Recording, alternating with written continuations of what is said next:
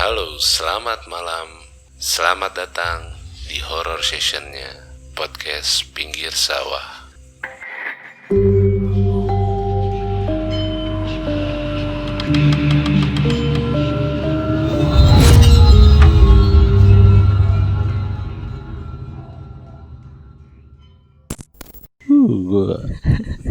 Gue nggak kebayang kalau punya rumah begitu sih. Seremnya sih enggak ya. Jadi kayak interaksi antar kita itu malah beberapa ada yang kayak jadi lelucon kayak ya karena saking biasanya saking seringnya jadi ya udah sih biasa aja selama kita nggak ngerasa keganggu dan tidak mengusik mereka juga udahlah sama-sama hidup di situ, ya udah kita jalanin aja gitu. Terus sampai akhirnya lo keluar dari rumah itu, keluar betul. Menempuh pendidikan baru gitu ya di pesantren. Iya. Sebuah pesantren di kota di Jawa Timur sana. Oh, di Jawa Timur, di kota. Jawa Timur. Kotanya Adalah inisialnya? Inisialnya kota P. Oh, kota P. Kota P di Jawa Timur. Oke. Sudah mirip-mirip KKN loh. Iya, biar kayak gitu.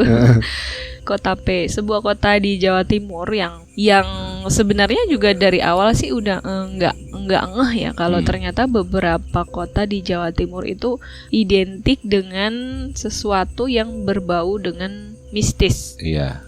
Intinya adalah aku datang ke situ buat menuntut ilmu gitu kan. Nggak ada tujuan lain dan nggak ada maksud lain, nggak paham juga tentang seluk-beluk apapun tentang kota itu apalagi tempat itu. Nah, suatu ketika banyak nih anak-anak baru yang kebanyakan nih yang anak-anak baru nih kan awal-awal masuk pondok ini nggak betah, sakit-sakitan, terus kayak nggak doyan makan apa-apa gitu. Ini anak-anak pada lebay banget, ngapain sih gitu kan? Aku mikirnya ya udah sih biasa aja gitu. Emang kita niatnya begini ya udah dijalanin aja dong. Kayak mungkin mereka ini baru awal-awal pisah sama orang tua, terus hidup sendiri, kayak nggak ada yang kalau misalkan sakit nggak ada yang ngerawat, nggak ada yang masakin, nggak ada apa, mungkin makan nggak pernah enak kayak di rumah. Kalau misalkan masakan asrama tuh kayak gimana sih, hambar kayak sama sekali nggak ada rasanya. Padahal menurutku ya yang penting makan aja udah syukur gitu loh. Kenyang aja udah syukur gitu. Teman-teman itu bahkan kalau misalkan makan itu kayak cuman sesuap 2 suap doang, nggak pernah habis. Sisanya tuh selalu aku yang ngabisin. Sisanya tuh aku selalu yang ngabisin. Nah, beberapa kasus anak-anak yang kayak nggak betah di situ, terus sering sakit-sakitan, itu tuh karena beberapa faktor yang kayak dia itu kayak ngelihat sesuatu apa gitulah, penampakan lah di tengah malam atau apalah kayak gitu. Karena apa? Posisi asrama itu tuh emang kayak blok-blokan gitu loh, Bo. Misalkan asrama A itu posisinya di sini. Sedangkan kita kalau misalkan mau ke kamar mandi, blok kamar mandi itu bisa jalannya itu 500 meter dari posisi asrama kita. Jauh banget dan kayak ngelewatin jemuran dulu. Bahkan jemuran itu tuh juga satu blok itu berapa, misalkan 1/2 hektar itu jemuran doang kayak gitu. Bayangin dong malam-malam lewat tengah-tengah jemuran terus ada yang goyang-goyang tuh kayak apa gitu. Itu tuh sering banget kayak gitu, terus kayak mereka tuh kayak nggak kuat ya, ngelihat sesuatu yang begitu terus pada akhirnya sakit dan banyak yang keluar. Padahal itu masih awal-awal nih, kayak masih berapa 1-2 bulan pertama di pesantren, tapi mereka udah nggak kuat. Beberapa faktornya, pemicunya itu. Keluarnya itu keluar dari pesantren. Jadi pindah, benar-benar keluar dan nggak balik lagi. Nah, sebelum ke sana, kondisi pesantren itu dia letaknya itu di mana sih? Maksud untuk masuk ke dalam pesantren itu, ataukah ngelewatin kampung kah? Atau ada di pegunungan kah? Atau biasa aja kayak di kampung biasa gitu? Atau di perkotaan? Itu sebenarnya biasa, kayak mau masuk pesantren itu juga di tengah-tengah kampung gitu loh. Cuman kompleknya kan gede banget. Kompleknya gede banget dan kayak kalau misalkan masuk dari pintu gerbang itu bisa 2 kiloan kita jalan untuk menuju ke asrama yang kelas berapa, kayak gitu. Terus jadi itu ada beberapa komplek, itu komplek nih, misalkan yang pesantren putri ini satu komplek sendiri, pesantren putra satu komplek sendiri. Kalau misalkan pesantren putra sih nggak terlalu tertutup ya. Kalau yang pesantren putrinya ini benar-benar dia tuh ada di dalam benteng yang itu tuh tinggi banget. Bentar, bentengnya itu pembatasin antara antara asrama. Pembatas antara pesantren putri dan dunia luar. Dunia luar itu termasuk yang pesantren putranya juga, termasuk yang perkampungan di sebelah. Kayak penjara gitu ya? Iya betul. Oh oke, ya, I see. Nah itu tuh one gate system gitu kan. Iya. Jadi masuk ya lewat situ, keluar ya lewat situ. Padahal di belakang juga ada gerbang gede yang itu sebenarnya gerbang cuman dibuka. Sebelah gerbang itu ada kampus gede dan lapangan gede banget. Itu lapangan untuk umum ya. Kalau misalkan pesantren putri dan putra ada acara jadi satu, acaranya di lapangan itu. Tapi gerbang gede itu nggak pernah dibuka kecuali kalau misalkan ada acara tertentu, misalkan setahun sekali gitu. Selain itu nggak pernah. Jadi semua perjalanan semua tuh lewat gerbang satu-satunya itu yang di depan itu. Termasuk yang terisolir lah asrama putri itu ya? Iya betul. Kita ketemunya ya cewek-cewek itu doang dan ustazah itu, misalkan ada ustadz yang masuk ke situ dan ngajar, bisa dipastikan bahwa ustadz itu udah sepuh-sepuh semuanya. Jadi nggak yang bisa buat cuci mata gitu, nggak. Iya. Seperti itu. Nah, kita bisa keluar itu kalau pas hari Jumat. Kalau misalkan di umum kan liburnya hari Minggu nih.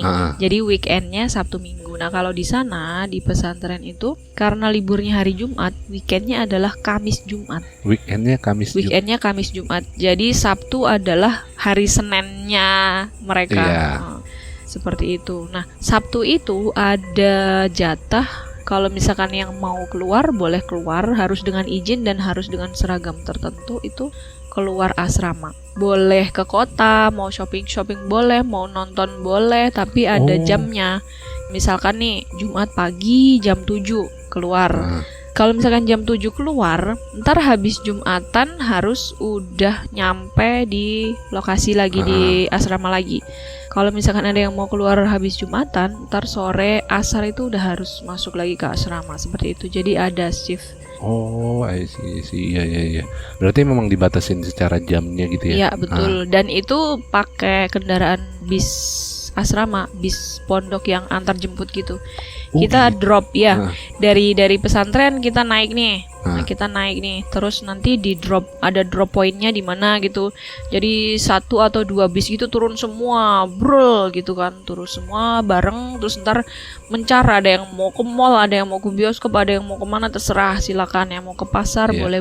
Ntar jam segini dijemput lagi tuh di situ. Posisi di meeting point yang sama, di drop pointnya itu tadi. Kita kalau misalkan nggak ada, jam itu belum ada, ya udah ditinggal, kita pulang sendiri gitu. Dan naik kendaraan umum bayar sendiri. Kalau misalkan pakai bis antar jemput itu gratis dong.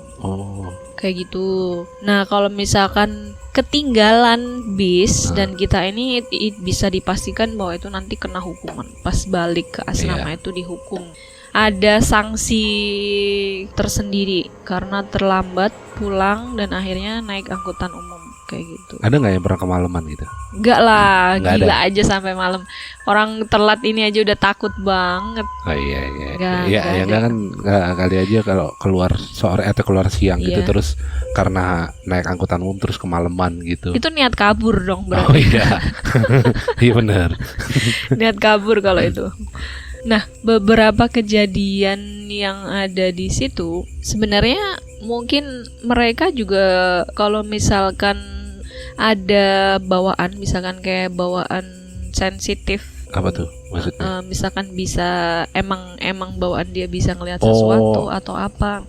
Kodam apa sih, bukan kodam ya? Apa bawaan lah. Iya, bawaan kayak gitu. Nah, di asrama itu beberapa yang merasa dia tidak punya, tiba-tiba di situ itu bisa ngelihat sesuatu yang dia nggak pernah lihat sebelumnya gitu loh. I see, iya, gue paham. Kenapa? Semuanya kan jadi terheran-heran loh. Ini kan posisinya pesantren ya, seharusnya ini steril dong dari hal-hal yang seperti itu. Iya. Kita mikirnya kan kan awamnya kan begitu ya, ngertinya kita seperti itu. Tapi setelah kita lama-lama mengalami dan kita berusaha memahami, mempelajari, oh iya juga ya, ini kan tempat buat kita menuntut ilmu. Justru malah lebih banyak cobaannya. Iya. Biar apa sih? Biar kita tuh nggak betah. Terus kita tuh udahlah, mau nggak mau kita harus pulang. Kalau misalkan kita nggak betah, udah nggak kuat, kita pulang dong. Dan dia kayak merasa menang kalau kita itu udah nggak kuat terus pulang. Mungkin tujuan mereka itu seperti itu. Oh iya, akhirnya kita memahami sendirilah dengan beberapa kejadian yang katanya mereka sebelum-sebelumnya belum pernah ngeliat, belum pernah ngerasain, terus tiba-tiba di situ jadi kayak santapan sehari-hari gitu loh. Iya. Meskipun beberapa kejadian itu nggak terlalu horor, cuman ya Bagi lu kan. Iya kan, bagi lu kan. Yang sudah sih, yang pertama ya anggaplah kayak pegangan secara tidak langsung ya lu punya, terus apa namanya, dengan pengalaman yang di rumah lu yang super ekstrim itu gitu, bagi lu biasa aja. Iya, karena apa, itu kayak udah apa ya, kita masuk ke situ sebagai anak baru nih, sebagai anak baru mendapat cerita turun temurun dari kakak-kakak kelas kita yang ceritanya itu notabene sama persis. Misalkan dengan yang terjadi. Iya, dengan yang terjadi. Misalkan malam-malam mau tidur lo nggak nyapu nih. Ntar tengah malam pasti ada nenek-nenek di depan kamar lo yang nyapu tengah malam, nyapu, dan itu nenek-nenek itu tuh bener-bener nenek-nenek bungkuk yang itu nggak tahu datangnya dari mana. Siang-siang kita nggak pernah lihat itu neneknya siapa, rumahnya di mana, asalnya di mana nggak ngerti. Tapi tiba-tiba malam-malam ada di situ dan beliau nyapu. Terjadilah itu. Itu pernah terjadi. Pernah terjadi. Karena apa ya? Kita justru dengar ceritanya dulu daripada merasakan dan ngelihat kejadian itu secara langsung. Jadi kayak kita tuh kayak udah apa ya? Oh iya benar gitu. Iya, oh ya benar. Meskipun itu tanpa disengaja ya, kalau kayak kita tuh sebelum tidur tuh kayak udah kecapean banget, terus lupa dan nggak sempet nyapu atau gimana, itu tiba-tiba kejadian kayak gitu tuh.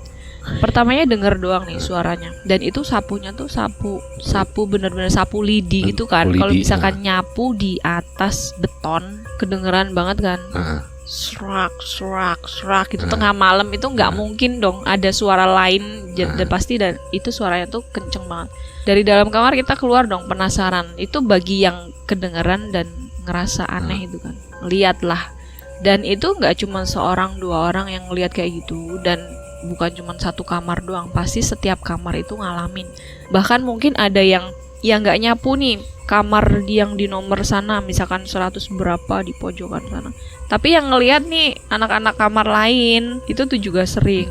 Pernah nggak satu blok itu kompak gitu, kita nggak usah sapu gitu kan? Bukan. Sialan juga nih kan. Iya kan, kata ya, eksperimen. Bukan, dia ntar malah nenek-neneknya ada banyak dong.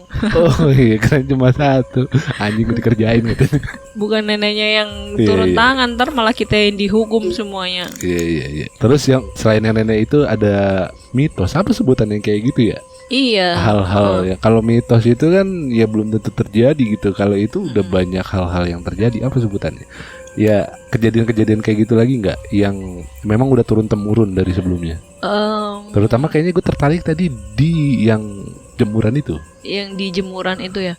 Jemuran itu jemuran itu kan ini ya, isinya kan otomatis kan baju sama hanger semua kan. Klebet sebenarnya udah kan itu doang kan. Maksudnya nggak ada yang lain. Kalau misalkan ada yang lain tuh apa sih, paling cuman kayak besi-besi ininya doang, tiang-tiangnya doang.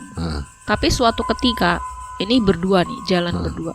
Waktu itu udah asramanya udah pindah, udah naik kelas nih, kelas 2. Asramanya pindah paling pojok, dan bener-bener pojok banget, jauh banget. Itu mau kemana-mana susah. Jadi mau ke kantin jauh, mau ke kamar mandi jauh, mau ke ambil air minum. Kan air minum nih tangki yang gede banget, terus kayak apa sih, air mineral yang saringan gitu loh. Oh iya. Kayak RO kayak gitu. Jadi kalau misalkan kita mau minum, biasanya bawa jerigen. Itu tuh yang piket tiap kamar nih ada.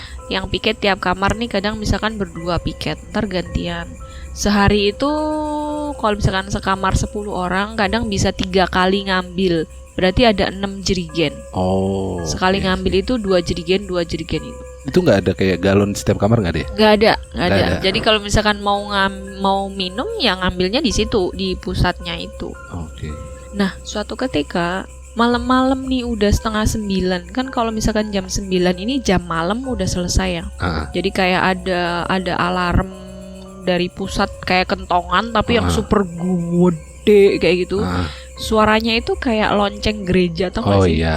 Kayak gitu, cuman gede banget itu. Plong-tang, itu gede banget.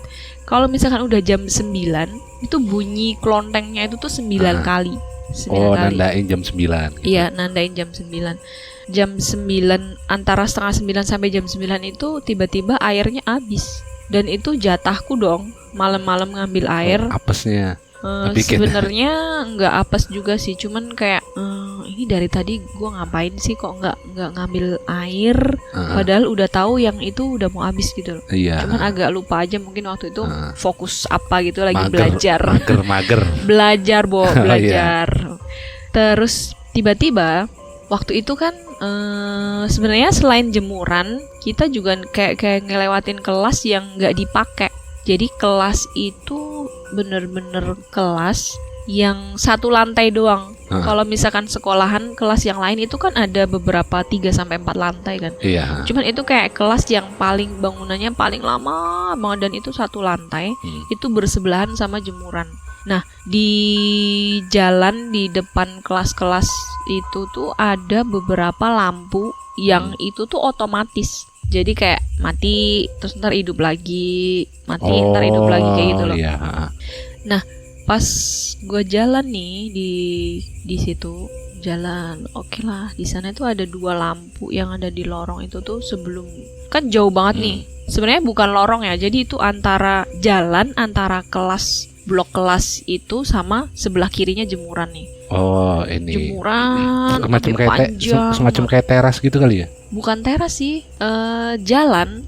Jalan, cuman ya jalan aja. Jadi jalannya itu dia nempel sama kelas? Enggak. Kelasnya agak naik nih, ada terasnya, ada kelasnya, udah kayak model kelas gitu dong, cuman panjang. Terus di tengah-tengahnya itu ada jalan sekitar 3 meteran lah. 3-4 meter lebar gitu sih, mobil muat dan ini itu jalan bener-bener jalan cor gitu kan, cuman di sebelah kirinya terus ada jemuran itu kan, berbatasan langsung nih ya. Iya, berbatasan langsung. Terus udah gitu kan jalan kan, oh lampu hidup nih aman. Oh iya, pede dong bawa jerigen kanan kiri gede-gede gitu. Ini kan berapa orang? Teng. Satu orang, gue doang nih yang sendiri? jalan. Kan teman gue yang piket yang satunya udah merasa udah ngambil dong. Jadi kalau misalkan masih sore lah ya, dimintain tolong ya nggak bakalan mau. Ini jatah lo ngapain lo nyuruh gue gitu kan. Nggak berharap dan nggak minta tolong juga, jalan sendiri. Sadar diri lah ya. Jalan. Lampu nyala nih, oke lah. Sekitar 5 menitan sih biasanya, 5 menit mati, terus beberapa detik 5 menit hidup, beberapa detik mati kayak gitu tuh berkala ya. Terus udah jalan kan, pas banget di bawahnya lampu itu aku jalannya, tiba-tiba lampu mati pet, terus yang sebelahnya sana juga mati pet. Udah dong, lampu dua-duanya gede banget itu tuh mati dan tiba-tiba gelapnya minta ampun. Terus langsung dong lihat ke kiri, set. Apa sih di sana kan jemuran-jemuran semua. Udahlah, biasa aja lah. Menajamkan penglihatan itu apa sih kok kayak gitu, berkibar-kibar. Oh, udahlah baju. Itu apa sih kok kayak gitu? Tiba-tiba itu kan jemuran semua ya. Jemuran semua yang otomatis isinya kalau nggak baju ya hanger, dan kalau ada tiang itu tuh tiang jemuran dan besi gitu kan. Tiba-tiba menajamkan penglihatan. Ya sejauh mata memandang sih jemuran semua, cuman kok agak kayak denger suara kayak ngek. Kayak besi kena angin gitu. Besinya goyang. Ini jemuran loh, dan jemuran itu tuh tiangnya itu kayak pipa air yang tebel banget gitu kan, nggak mungkin dong goyang. Iya. Orang buat kita main ini aja apa? pull up. Main pull up itu aja nggak goyang loh sama sekali, karena itu benar-benar kuat banget. Kenapa tiba-tiba ada suara kayak gitu? Ini pas sudah lu kondisi gelap nih. Iya, kondisi gelap. Dua-dua lampu itu benar-benar mati di saat hampir bersamaan. Jadi, dan lu harus nunggu beberapa detik lagi buat nyala lagi. Itu sambil jalan dong. Nggak mungkin dong di situ malah kalau misalkan nungguin nyala baru jalan, wah tambah aneh lagi tuh. Sambil jalan, sambil berusaha menguatkan diri, menenangkan diri, berusaha mau nyanyi tapi mau nyanyi apa ya? Udahlah, daripada nyanyi ya udahlah. Cuman waktu itu emang nggak kepikiran buat doa apa itu, nggak, sama sekali nggak kepikiran. Justru malah jarang ya kalau misalkan pas lagi di asrama di pesantren itu kayak di tengah-tengah kepanikan kayak gitu berdoa itu jarang banget. Iya, karena tiap hari doa kan kegiatannya. Jarang banget, nggak sampai nggak kepikiran kayak gitu mau doa. Tiba-tiba denger suara ngek. Giliran pas udah deket makin kenceng. Lo tau nggak apa itu yang bunyi? Itu tuh tiba-tiba di tengah-tengah itu tuh ada mbak-mbak main ayunan. Anjir.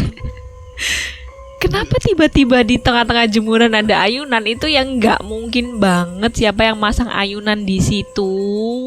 Terus kapan masangnya, mau dibikin ayunan kayak gitu, terus malam-malam dia pakai ayunan, itu tuh mustahil banget. Tiba-tiba gue langsung, kan bajunya kan pakai rok ya, langsung dong gue cincing itu rok setinggi-tingginya, nggak ngerti lah sampai setinggi apa, pokoknya tinggi banget. Langsung lari, gue megang 2 jerigen sambil nyincing rok itu sampai udahlah. Langkahnya udah lebar banget itu. Nggak teriak, nggak apa, pokoknya lari aja sekenceng-kencengnya. Udahlah dari situ. Lu lari ke arah air atau lari? Ke arah air dong. Nggak mungkin gue balik gue udah dimaki-maki seisi kamar dong. Nggak mungkin. Akhirnya nyampe di lokasi pengambilan air minum, ketemu orang dan di situ ada beberapa orang.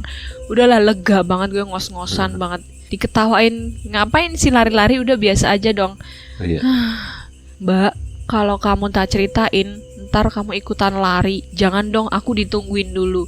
Kan mereka berdua ini udah mau penuh nih ngisi airnya. Kan kerannya ada beberapa puluh gitu kan. Ada beberapa puluh keran gitu yang emang bisa buat ngisi bersama-samaan gitu kan. Cuman kalau ngisi itu kan ya karena mereka udah duluan ya pasti udah penuh duluan kan. Tungguin dong bentar kak, tolong dong tungguin bentar. Ya udah sini tungguin. Itu kakak kelas dan beda asrama. Dan itu jalurnya beda jauh dong sama jalur yang udah gue tempuh dan akan gue tempuh lagi nanti pulangnya. Akhirnya setelah memohon-mohon untuk minta ditungguin lah sama mereka berdua. Terus akhirnya gue baliknya ngikutin mereka dulu dong. Sebenarnya itu arahnya jauh, muter. Jadi kalau misalkan dari asramaku ke pengambilan air mineral itu tuh letter L, itu jadi letter O-nya gede banget. Oh, jadi lu ngikutin mereka dulu. Ngelewatin asrama mereka. Ngelewatin asrama, ngelewatin aula, ngelewatin asrama, terus ngelewatin sekolahan yang 4 lantai gitu. Padahal ngelewatin itu juga harus ngelewatin jemuran lagi, tapi di ujungnya doang. Oh, bagian.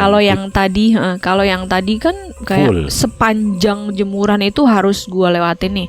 Kalau yang ini cuman kayak ngelewatin cuman bagian pucuknya doang nih, cerit cuman berapa 6 meteran seret gitu udah nyampe. Nah, dari situ gua kayak udah trauma banget. Ya sebenarnya nggak trauma sih, menghindari aja ya bahasa halusnya, biar nggak kejadian kayak gitu lagi. Udahlah, kalau misalkan udah mau malam atau masih ada pergerakan dari beberapa ini, mending kalau udah mau habis langsung ngambil aja, atau paling nggak minta ada yang nemenin lah, minimal 1 orang gitu, biar kalau misalkan lihat sesuatu larinya juga berdua gitu. Berarti itu kondisi ayunan itu dalam satu waktu cuma ada itu aja. Besoknya lu sebelumnya nggak ada, setelahnya juga nggak ada. Besoknya lu sempet kayak penasaran mau ngecek. Penasaran banget dong. Bahkan itu pagi-pagi ya, sebelum berangkat sekolah itu gue sempetin gue belok ke situ dulu buat ngemastiin ini nih yang posisi semalam ini tuh posisi pastinya itu di situ, dan nggak ada apa-apa ya, udah jemuran doang. Kan aneh banget, ngapain sih mbak ayunan di situ dan malam-malam terus masang kayak gitu juga tuh kapan gitu kan, aneh banget gitu loh. Bikin ayunan juga ngapain di situ, nggak di taman, nggak di apa gitu loh. Gila anjir, gue kebayang. Beda kalau ya karena sering gue denger kayak ada ayunan terus tiba-tiba ada cewek bajar gitu kan. Nah ini biasanya nggak ada ayunannya, Ini- jemuran doang. Ini seniat itu dia bawa ayunan-ayunan ke situ gitu. Gokil. Waduh, kayaknya pesantren lu bukan pesantrennya ya, bukan pesantrennya. Iya. Pengalaman lu di pesantren itu masuk kategori epic sih, karena gue kebayang ketika harus melewati sepanjang jemuran itu sekitar 1/2 hektar yang lu bilang, dan lu pasti setelah habis kejadian itu pas lu lari kan itu masih ada jarak lagi ke depan kan. Iya, masih jauh. Masih jauh dan pasti sepanjang jalan kayak mikirin apalagi yang akan ada di depan gua gitu. Gokil. Nah, Terus masih di asrama yang sama waktu itu kan. Posisinya kamarnya masih sama dengan pas posisi waktu itu. Jadi kejadiannya juga karena air mineralnya habis. Tengah malam itu air mineralnya habis pas udah jam malam udah mau habis. Jam 9, antara jam 9 sampai 9:30. Jadi 9:30 itu jam 9 jam malam habis. Terus bagi yang masih berada di luar, kayak misalkan luar area di asrama lain atau di posisinya di mana itu dianjurkan untuk pulang. Jadi itu adalah waktu buat kayak kita ke kamar mandi, bersih-bersih, sikat gigi, persiapan mau tidur kayak gitu. Terus ntar jam 10 itu semua udah harus ada di asrama. Dan itu presensi. Semua kamar itu wajib dipresensi. presensi itu maksudnya Kehadiran di kamar, di absen. Iya. Iya. absen apakah di kamar atau enggak oke, itu kan. Nah biasanya kalau misalkan ada anak yang berkegiatan, misalkan kayak ekskul yang kita butuh latihan tengah malam sampai pagi kayak gitu tuh, jam itu tuh wajib pulang dulu nih buat presensi. Yang penting setor muka dulu. Setelah itu ntar kalau udah kakak asramanya udah pergi, baru kita izin kemana gitu. Misalkan mau ngelanjutin latihan, mau apa gitu, boleh pergi lagi. Mau sampai subuh, mau sampai jam berapapun terserah. Yang penting jam segitu itu posisi presensi harus ada muka, ada kita. Waktu itu sebelum presensi emang air mineralnya habis kan. Cuman yang piket itu emang males banget. Bocah itu tuh emang males banget dan itu dua-duanya tuh kayak nggak peka gitu loh. Males atau takut masih nggak itu lah. Antara dua itulah. Ya. Emang udah malam juga, terus bocahnya juga kayak udah ngantuk-ngantuk gimana, dibilangin ini airnya habis nih. Dia diem aja kayak males gitu. Ya udah sih, tahan aja sih, besok aja minumnya apa gimana, atau minta kamar sebelah apa gimana gitu jawabnya. Nah, kalau setiap kamar itu kan ada kakak pengurus kamarnya kan. Jadi 2 orang yang misalkan kalau kita tuh kelas 1 atau kelas 2, kakak pengurusnya itu kelas 5. Oke. 2 orang itu marah-marah dong, mau tidur. Ini tuh kalau misalkan ntar tengah malam haus gimana, masa mereka harus minta ke sebelah, atau lebih parah lagi mereka yang ambil sendiri. Oh iya. Marah-marah, terus 2 jerigen itu ditendang-tendangin. Ya kan kita juga jadi kayak gimana ya, kakak kamarnya marah-marah, kita juga ngerasa bersalah. Cuman bocah yang piketnya ini nggak peka, dia diem aja. Ya udahlah, kita pergi aja. Jadi seluruh isi kamar tuh kayak ngambek gitu loh sama dia. Oh berarti semuanya nih pergi. Seluruh isi kamar nih ngambek sama dia terus pergi. Ninggalin dia berdua.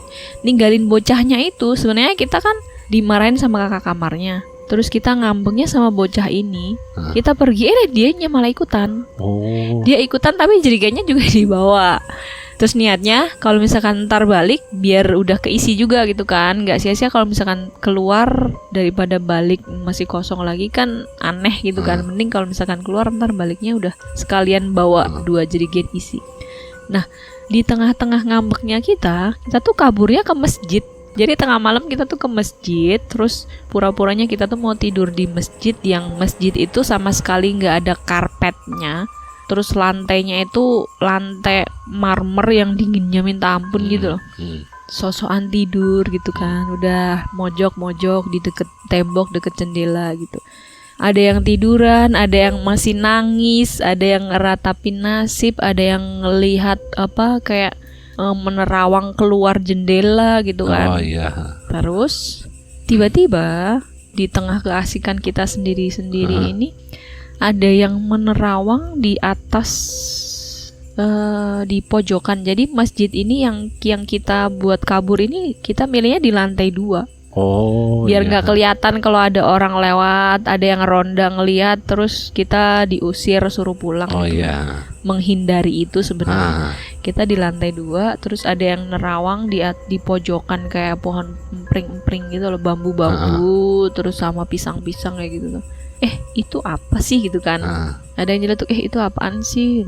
Ada yang ngerasa denger, terus nanya dong, mana sih? Terus akhirnya dia juga ikut merhatiin, apa sih? Ada yang penasaran juga, apa sih? Terus akhirnya kita semua ngeliatin, apa sih? Belum pada jelas yang dilihat itu sebenarnya apa sih objeknya. Ada di atas pohon bambu di atas pohon bambu. Di situ emang ada beberapa pohon bambu dan pohon pisang-pisang yang gede-gede gitu kan. Nah, setelah beberapa dari kita ikut memperhatikan, ternyata lama-lama kelihatan bahwa wujud yang ada di situ adalah sugus, dan itu lama-lama makin gede banget di situ. Lama-lama makin gede banget. Gedenya tuh berarti mendekat atau membesar? Membesar. Di lokasi yang sama. Di lokasi yang sama. Si permen sugus ini. Iya, si permen sugus ini membesar di lokasi yang sama. Karena di awal kan emang nggak ngeh kan, itu apa sih? Iya. Itu apa sih? Masih coba mempertajam penglihatan, ini apa sih? Terus nanya, yang lain juga ngeliatin, itu apa sih? Itu apa sih? Nah, waktu kita lihat itu makin gede itu juga dia ikut goyang-goyang kayak di atas pohon yang goyang, ketiup angin, dia juga ikut goyang kayak gini-gini gitu loh posisinya, goyang ke kanan, ke kiri kayak ketiup angin gitu kan. Jadi kayak makin gitu loh. Seketika kita tuh semuanya teriak bareng-bareng kan, teriak kayak sadarnya itu bareng-bareng gitu loh bahwa itu adalah wujud permen sugus itu. Padahal dari tadi kita ngeliat itu apa sih, nggak ada yang ngeh karena emang kayak kecil, sedang tuh agak gede. Setelah gede banget itu, terus kayak goyang-goyang ketiup angin itu baru di saat yang sama beberapa orang dari kita tuh sadarnya juga bareng-bareng gitu loh. Teriak sekenceng-kencengnya, kita langsung lari. Orang yang tidur ini ada 2 apa 3 orang yang tidur. Itu juga kan karena ngerasa dia denger kan, kaget kita teriak tuh langsung lari, gedebuk. Langsung otomatis ikutan lari. Dia nggak tahu nih kenapa sih. Yang tidur tuh nggak tahu. Iya, nggak tahu. Dia nggak tahu kenapa kok pada lari. Terus tiba-tiba dia bangun aja langsung ikutan lari. Sendalnya di bawah itu sampai beberapa nggak pakai sendal. Kalau aku sih ya nggak pakai, cuman ditenteng aja. Masih sadar lah itu sendal, jangan sampai ketinggalan gitu kan. Masih sadar. Akhirnya pulang ke kamar, terus kita minta maaf dong sama kakak kamarnya itu, kakak pengurusnya minta maaf, nangis gitu, nggak ngulangin lagi kak, nggak mau kayak gini, udah kapok nggak kayak gitu, udah akhirnya udah baikan. Terus besoknya lagi nggak ada lagi kejadian tengah malam kehabisan air mineral lagi. Itu berarti rata-rata kejadian itu kehabisan air ya? Iya. Yang di kamar itu, yang waktu itu di kamar itu gara-gara kehabisan air.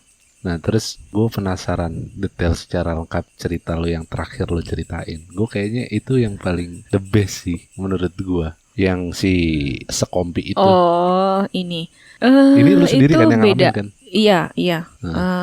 Gue sendiri dan beberapa temen itu udah jedanya udah sekitar ada 2-3 tahunan dari kejadian yang itu, yang bareng-bareng itu sekitar 2-3 tahunan. Karena waktu itu udah dapat jatah ronda dan itu udah hampir mau jadi pengurus. Oh, lu jadi kakak-kakaknya? Iya, udah hampir mau jadi pengurus, jadi udah banyak adik kelas gitu. Ceritanya kan waktu itu angkatan itu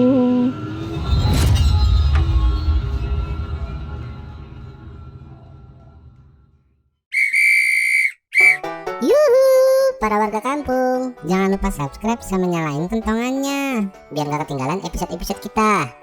Dah, itu aja. Udah nih, gini doang gue nongolnya. Udah aneh emang.